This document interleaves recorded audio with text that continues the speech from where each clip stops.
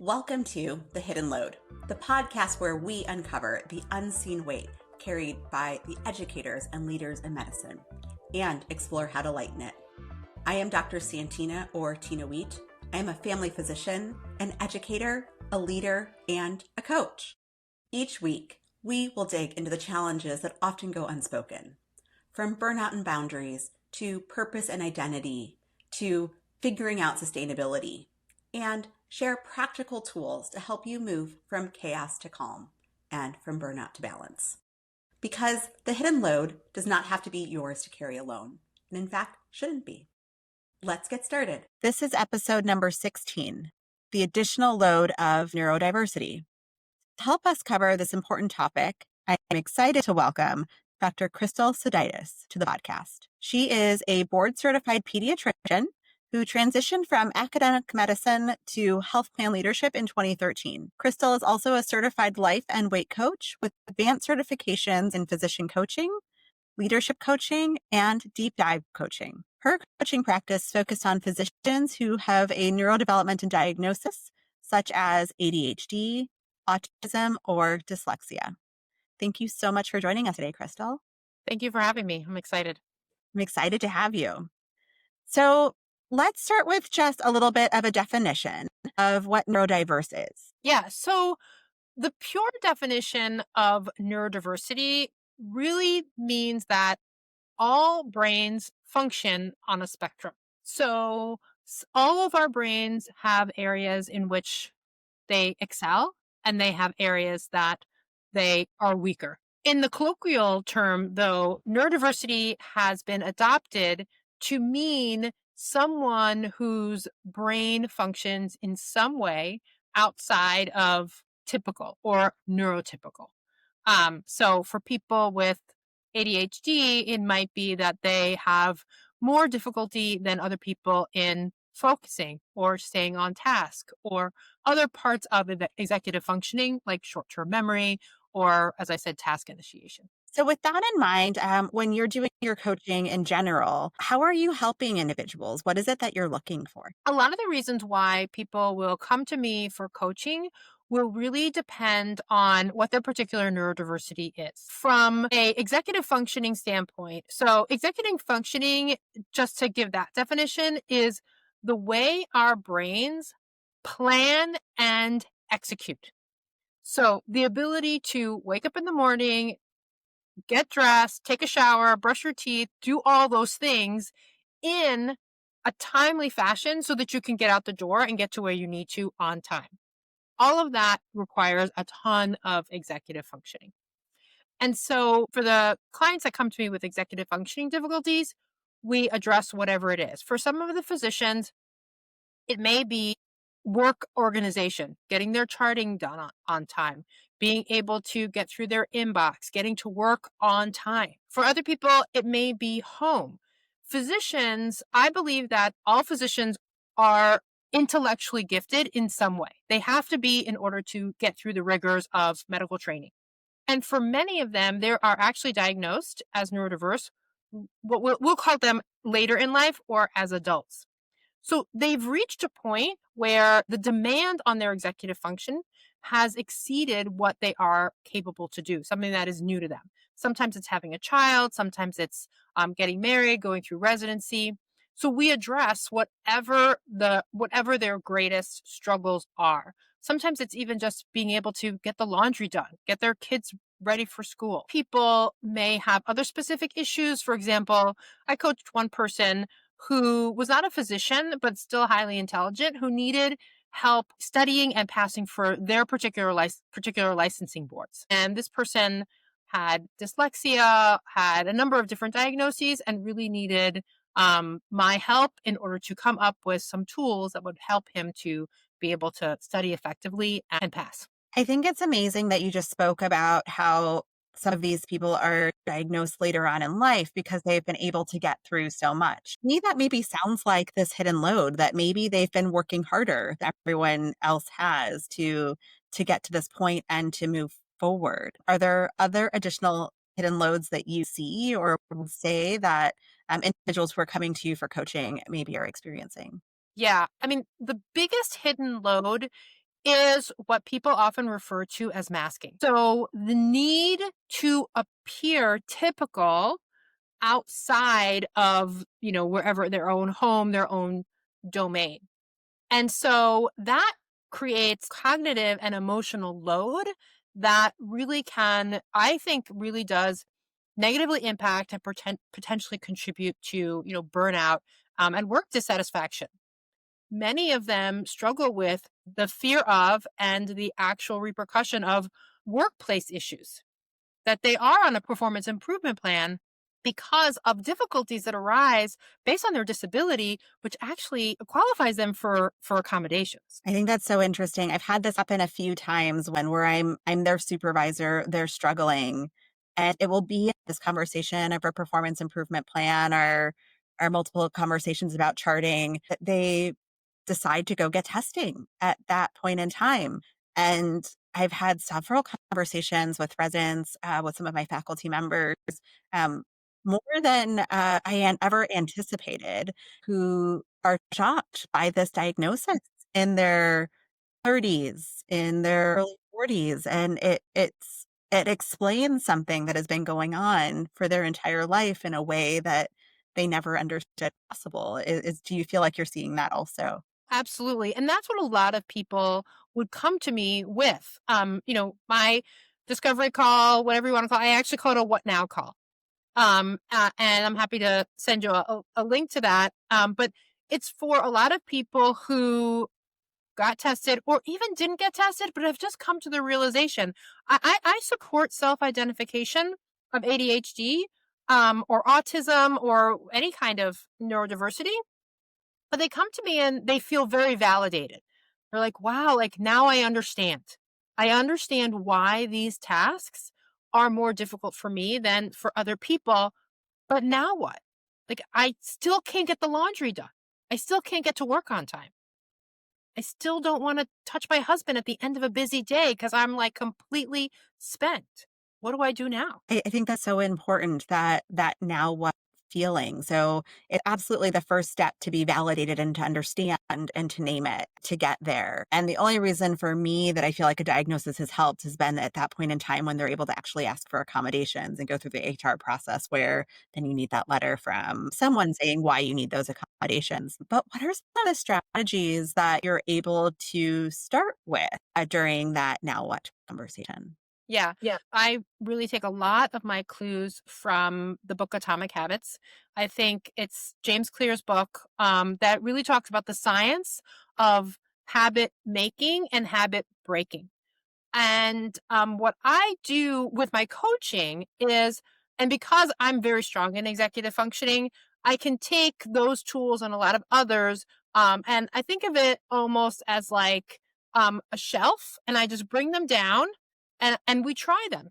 And we work on the mindset to see, is this going to fit?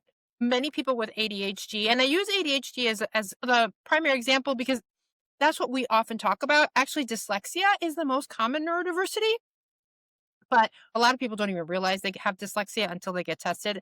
But I coach mostly people with ADHD. ADHD brains are very dopamine driven. And so we might do some exploration to see if what are you trying to do? Will it be better to come up with a strategy that drives dopamine, that causes your brain to seek dopamine?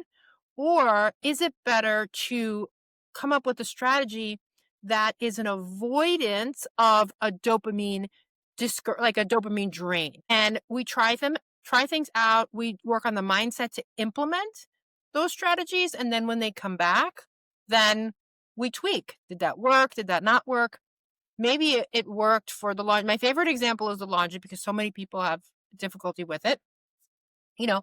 That works for the laundry, but maybe that same strategy isn't going to work for charting. Isn't going to work for being able to start that exercise program you really wanted to start. I love that that's your example. This recording in December, but this episode is going to air in January. And there's this interesting day in January called Quitting Day, which is the second Friday of January for anybody that is not aware. And so what Quitting Day is, it's the day that most people have given up on their New Year's resolutions by. And I've been thinking a lot about this just recently because I'm sort of like, well, why do we start New Year's resolutions? Why do we start those habits in such big ways? And so what I'm trying to encourage people to do is do small steps to those habits, because then you can get those, like you said, those little dopamine hits and feel like, oh, okay, I can do this. And then make the habit even bigger and bigger and get to the point that when find that right possibility for each of those habits. Yeah. Yeah. I find so many of my clients, because a lot of them have had negative messages because of their undiagnosed neurodiversity, or maybe their diagnosed neurodiversity. They've had a lot of negative messages about their lack of follow through, or their, the most painful one is, not meeting expectations, not living up to your potential. Those are really damaging. And they have decided for themselves that, yeah, they're just a person that doesn't live up to their potential, that doesn't keep their promises. And so a lot of the work I often start with is knowing intrinsically that you can keep this commitment to yourself. And sometimes it's a very small thing, a tiny thing, just to start to build that knowledge that I follow through on what I say I'm going to do. That's so important. I find that there has to be so much shame that comes in with that feeling. And it makes me sort of stop and pause and think about the people that I've had to have meetings with about their charts not getting done, about not following through on the task that they said they wanted to do, or often people that are really excited about a lot of things and it's hard to accomplish just one task. And every time they come to my office, they tell me how much they feel like they've let me down or how horrible they feel. And I always feel so bad about that. I don't want them to feel shamed. I just want to find a process that Mhm. can help them. Yeah. And so I guess for someone like me, for someone else who is educating an individual who is neurodiverse or who's leading a team with team members who have been identified as neurodiverse, what advice do you have in how we can support them and lead them through the process? Most important thing is if someone comes to you and discloses a neurodiversity is to believe them. Many people, especially women of color, are dismissed. Like, oh, you can't have autism. You're a doctor. I see you have friends. Like, you can't have ADHD. You graduated from medical school. Like, no, actually, they can. And so, or if they come to you with a neurodiversity, because these are the three most common, but there are many: dysgraphia, dyscalculia, nonverbal learning disorder, that people have never heard of, and that we're only just starting to discover how common they are. So believe them. Maybe ask, someone trusted, or maybe do some research to see. We're physicians. Hope I don't know how many physicians are listening, but we're physicians. We have resources. We can look these things up and educate ourselves before we decide that this person is making it up. Because 9 times out of 10, like, they're not making it up. It's real. I can't even imagine telling somebody, no, I don't believe your diagnosis, but I am imagining based on this conversation that it's happening far It's more than happening. I know I many people. I have coached many people who have been told, no, that's not possible. I don't believe you. Okay, so number one is to believe. What else? Yes. The second thing is you can just ask them, what is the best way? How can I support you? They might know already and they may not. If they don't, I would say break things down into steps that are so small, they appear as if they're not going to make any difference. And that's how they start to build accountability with themselves, to know that they can do it, to build confidence that they can do it. Could you give an example of that? Let's say, I'm going to say the one that I get the most often as a program director and also a leader is inbox management. It'll be the person that has 200 items in their inbox. I think this one is the most common. Uh, Are you saying that I say, okay, start like give them step by steps of how to triage their inbox or step by steps of what goals they need to meet? How would you recommend? I think if someone is truly struggling, then they probably should get coaching. There are plenty of, they can come to me as a physician. They can get ADHD coach. There's plenty of ADHD coaches if that's part of if they have ADHD. I've been successful in having even programs provide some of the financial support to pay for the coaching. The difficulty in answering that question is that everyone's brain works differently. And so the way you prioritize your inbox messaging may work great for you and for some people, but for that particular person, it may not. But it's a good place to start to give them an idea of saying, okay, here's how I triage. But when I say making small steps, it could be something like you have 200 inbox messages. However much time, how much more time a day can you dedicate to clearing your inbox messages? It could start with 5 minutes a day. It could be something like, what's the bare minimum number of templates that you can create this week that you feel will help you clear your inbox or complete a chart? You start really small. And once they can do that, they feel like, yeah, 5 minutes, I've got that. That's fine. Then maybe you work to 10 minutes or 15 minutes. And some of them may need some unpaid time off to clear their inbox. I mean, I have worked with physicians who they've had to take a week of unpaid leave in order to clear their late charts. And we have worked through the process so that during that week, they actually get the charts done and they don't just take a week off beating themselves up because they can't get their charts done. You just actually answered what I was going to ask, but I'll ask if you can help expand upon it a little bit. When I have run into that situation and I've said, okay, we're going to cancel your clinic this week to make sure that we get things to be at a level that's safe again, to get you able to start fresh. Unfortunately, I feel like there's always so much shame that goes along with that conversation. And like I said, that's never my goal, is to provide shame to anybody. Are there things that a leader or an educator can do to help minimize the shame in that conversation? Because unfortunately, this is a type of situation where somebody else might see that the patients are canceled, that the patients are moved over to their schedule. And so it's not totally Right. in isolation. Right. I mean, I don't think that really there is a way to mitigate the shame. You can, create an environment that is as supportive as possible. You can create sooner breakpoints so that when you're seeing, okay, we've gone from, a threshold, whatever it is, like you're 50 charts late. That's going to take a day. Like, you're going to have to take a day and make it up another time and see if we can get half of those complete at least. Okay, that's great advice. And so you've said to believe them, to make small, achievable goals for them. Anything else that you have as a recommendation, and send them to coaching. I think that's also always a great idea to help them get additional support outside of the environment. Yeah. I think normalizing that everyone has skills, everyone has gifts. Um, Pointing out, if you can point out where their strengths are. Many people with neurodiversity are also emotionally very intuitive.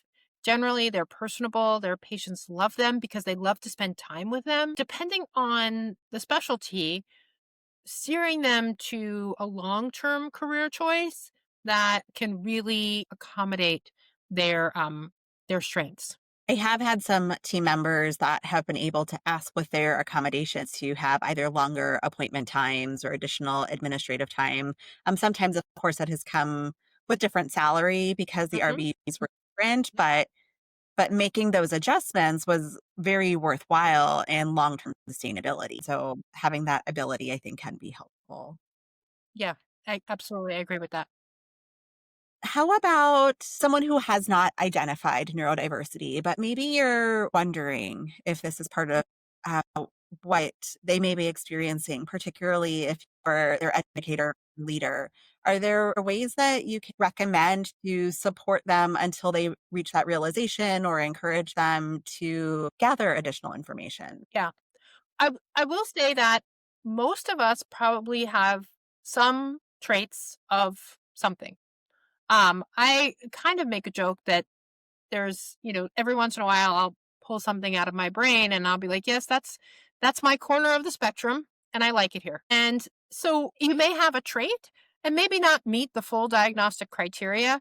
We can still support that. If someone, for example, finds bright lights and noise or very strong smells really disruptive, they don't need to have an autism diagnosis in order for you to make an adjustment to say like, okay, well, we're going to move your office and your rooms away from the kitchen so that when people are cooking their food, it's not as disruptive for you or whatever it is that they need. So if someone is identifying that maybe they do have some specific sensitivities, or maybe they are finding it difficult to cut off conversations and keep to those, 15-minute, 20-minute appointments, hopefully as leaders, if those people reach out to us or we're seeing you're running, I see that you're running over. Is there a way that I can help you? What do you think the issues are? Just being open to people's strengths and their weaknesses. Thank you so much for that. In addition to in our small teams, are the ways that we can be advocating on a bigger system level,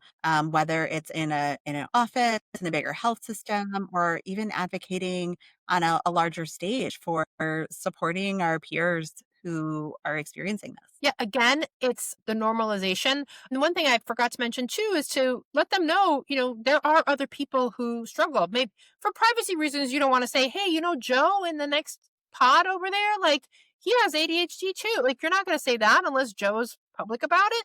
But knowing that, we all have our strengths, I think as leaders, creating systems that really value neurodiversity. Some people's neurodiversities can be disturbing to some people, right? Someone is regularly interrupting or kind of tells us a story in a circle, right? That can be off-putting to some people, but trying as best as you can to as leaders know, like, you know what? Yes, that person talks in a circle, but their input is always valuable. So let's listen to the message and maybe not stop it just because of the way it's delivered. And being open to what other people's, needs are when it comes to neurodiversity. It's such an important point. How did you get into this aspect of coaching? When I first got started as a certified coach, I never thought that I would I never thought that I would do one-on-one coaching. I initially certified as a leadership tool. And I fell in love with one-on-one coaching as I went through certification. I think that it appealed to me because I was no longer in clinical practice. And so it brought me back to that sort of caring for another person. And for those of the doctors and other highly intelligent people on this call, we often have highly intelligent children. And when you are a parent, and even now, if you do a search and say, like, how do I help my gifted child? There's a zillion hits. But what I found is that support when those children become adolescents and young adults really falls away. And there is a lot of depression, anxiety, failure in that population. And I really felt called to reach out to adolescents and young adults and to coach. And initially, I was coaching gifted adolescents and young adults. In that young adult age group is residents. And the more I coached physicians and young physicians who identified with a neurodiversity who didn't think, like the first person, I never forget the first person I coached who had social anxiety. And she's brilliant, absolutely brilliant and wonderful. And coaching her through that, I was like, this is it. Like, this is where my strength is. And these are the people I want to coach. And so I spent about a year discerning if I wanted to give up my teenagers. And I decided that, yeah, I would focus. And really, I love what's been termed the twice exceptional brain. So people who are gifted and have a neurodiversity, and physicians, it's just easy. It's just an easy delineator, but I've coached lawyers, architects, other highly gifted people, and I'm really fascinated by the way their brains work. And so as you started doing this work, was there something that you've learned along the way in coaching these individuals that is sort of an aha that you learned later on that you wish you would have realized earlier to help them? Yeah. Your strength can always support your challenge. This is also one of my favorite stories. This person was an architect who was studying for his boards, and he had some dyslexia and had a really poor short-term memory when it came to reading. And weeks into coaching, he just mentioned, if I draw something, it's hard-coded. I have a photographic memory for everything I draw. And so we went to, it's like, he can draw what he's studying, he can draw, and then it's done. It's in his brain forever. That is amazing. And I feel like a good word of advice for everyone, that you can always use your strengths to help you where you're struggling. You just have to make that connection. Right. That's Right. so helpful. And it's a good thing to remember as an educator, that I can lean on that for my team when they're feeling frustrated, when they feel Yeah. like they can't. Yeah. They I can can't win. speak for myself. Like, I generally have poor organizational skill. Like, I consider, and again, when you're talking about neurodiversity and someone is at the 99th percentile in some areas, and in another area they're at the 80th percentile, they feel that difference. So I don't know if I really have poor organizational skills or if it's just a relative poorness. But I have a really strong skill in creating muscle memory. Like, I can figure out a way to create a muscle memory. And so I use that strength in order to, I've done it everything from never losing my house keys to creating an exercise routine so that I exercise, 5 to 6 times a week. That is amazing. I love that a few moments ago you spoke about social anxiety as an aspect of neurodiversity, because I think that is one that many people don't associate with neurodiversity quite as commonly. And I would say that's probably between social anxiety, between aspects of other types of anxiety and depression. I think that those are ones that I see the most often amongst my learners, and particularly in healthcare, where it used to be taboo to talk about it, or we're supposed to be the strongest that are there.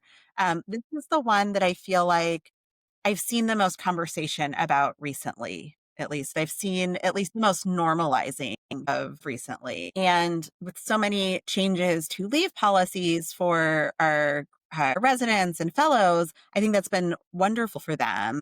And though I also feel like I feel the shame that sometimes they have of feeling like they can't get through, or that they have to take that leave, even though those processes are there for them. Are there ways that you feel like we can support them in making sure that they're taking what they need to help make their lives sustainable, and this career sustainable? Because I don't want people leaving healthcare if they don't have to.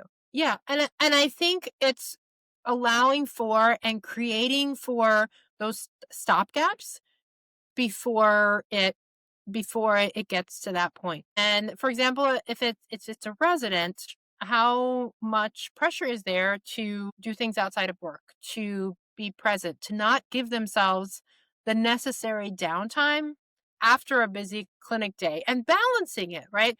If they have a very, emotionally or socially intense rotation, they need to know, like, this isn't the time. We are recording this in sort of the Christmas season. It's like, how are you taking care of yourself? Are you able to say no to some, social events so that you can recharge and be back to yourself when it's time to get back to work? And any other built-in, possible accommodations. I mean, for some people, I have even worked with some residents who extended their, working with their program, extended the program so that they could, let's say, take time, like a week in between, to just to be able to rest, recharge, regroup. I think that's such a good point. I have conversations with some of my residents, who I know the inpatient times in particular are harder to schedule additional vacation for themselves, bookending those times to really think about when it's going to fall. Are they taking their inpatient times when it's super dark outside? We're both in Chicagoland, if where we have sun for several months, it seems, and being thoughtful about how much time they're taking to recover during these periods. Is there anything else that you think people should know about the benefits of working with a coach when they might have neurodiversity, or if they're going to recommend it for a learner or a team member? Yeah. Um, I think that for people who are wondering, so I'm a big believer in coaching. I always have a coach that I work with on a regular basis because we really can't see our own brains. As humans, we have the ability of metacognition. We can think about what our brains are doing, we can think about what we're thinking about, but we don't have the ability to reflect back to us non-judgmentally about those thoughts and to even catch like that's not actually accurate. Like I that thought is not really one that I should believe or I want to believe. So I think there's a lot of benefit to working with coaches, period. If you have a neurodiversity, the benefit of working with a coach that specializes in neurodiversity is that we understand the different ways that these conditions can manifest and hopefully have a range of tools that can help you. One thing I don't like and that I would caution people against is a very specific program. Like you have ADHD, I have the solution for you for getting stuff done. Well, it really worked for that person with ADHD and the way that person's ADHD brain worked, but it may not work for the way your brain works. And so you want somebody who's willing to sort of like work with you. I'm thinking of it as like the twists and turns of like, nope, that didn't work. Oh, that worked. We'll go down this road for a little bit. Oh, we got to tweak it here. Um, because all the brains are different. I would encourage programs to be more willing to, whether it's CME money or other money they have, to or have a fund for residents who truly are struggling, who are on the verge of maybe a repeat or a failure, to encourage them to, seek out a coach or even have a repertoire of coaches. I work for a health system that has coaches on staff. I coach for my health system.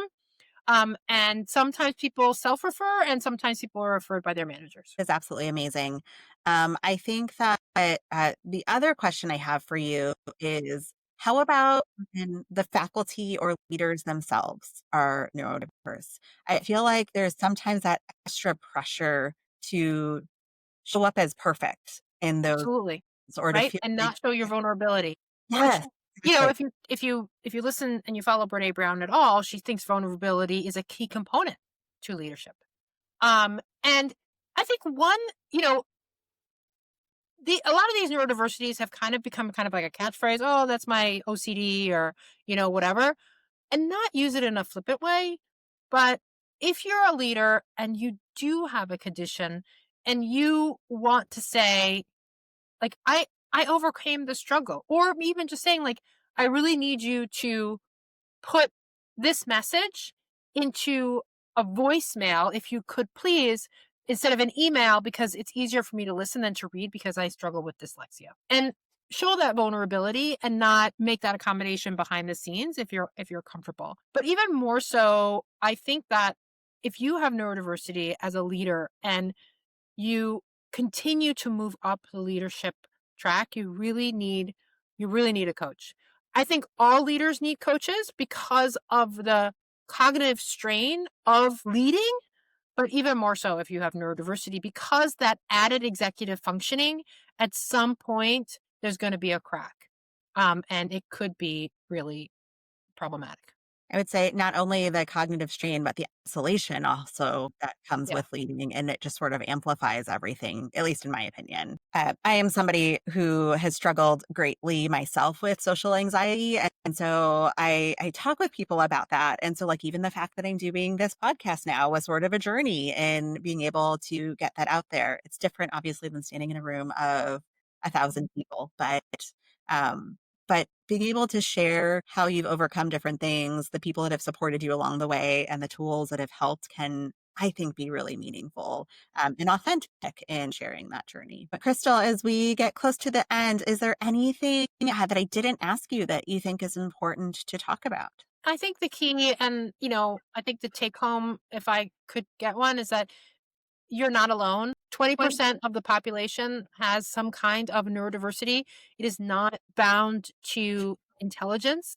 So that means it happens across all spectrums of the IQ scale. And so don't be afraid to reach out, ask for help. Help is there if you need it. So as we close, I really just want to read this part they didn't read before your bio, where it says, our brains are amazing, and Krystal wants us all to embrace the different yet glorious ways our brain work. And she helps us harness their gifts, not squelch them. I absolutely love that. And with that being said, how can people get in touch with you? Yeah. So my my website is neurodiversedocs.com. And there you can find, I've got a blog. I'm mostly on LinkedIn, and that's just under my name, Krystal Sodaitis. If you search for it, you can find me on LinkedIn, and a little bit on Facebook, and not much on Instagram, but you can always find me there under Life Coaching for Gifted. Thank you so much. And I will include all of that in the show notes. It's been absolutely lovely to have this conversation. I think it's such an important one.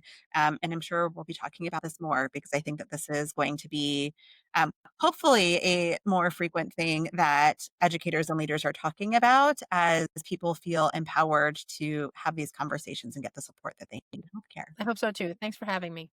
For joining us. Thank you so much for joining us on this episode of The Hidden Load for the educators and leaders in medicine who hold everyone else up. Our next episode is going to be all about time efficiency. I hope you'll join us then. Thanks for joining me on The Hidden Load. Tag me on Instagram at Dr. Tina Wheat or email me at santina@santinawheat.com with your takeaways and ideas. Don't forget to subscribe. And until next time, let's lighten your hidden load.